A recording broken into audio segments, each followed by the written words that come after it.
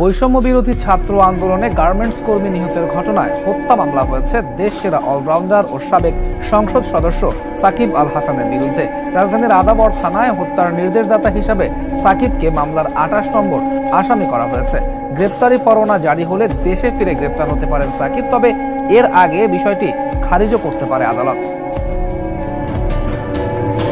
বৈষম্য বিরোধী ছাত্র আন্দোলনে পাল্টেছে দেশের চিত্র। এই আন্দোলনে প্রাণ হারিয়েছেন কয়েকশো ছাত্র জনতা। হত্যার হুকুমদাতাদের বিরুদ্ধে দেশ জুড়ে দেয়া হচ্ছে মামলা।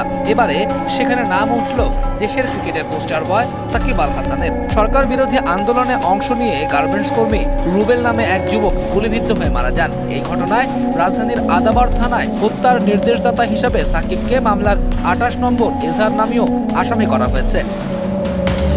২ ম্যাচের টেস্ট সিরিজ খেলতে বর্তমানে পাকিস্তানে রয়েছেন সাকিব আল হাসান, খেলছেন রাওয়ালপিন্ডি টেস্ট। তবে এই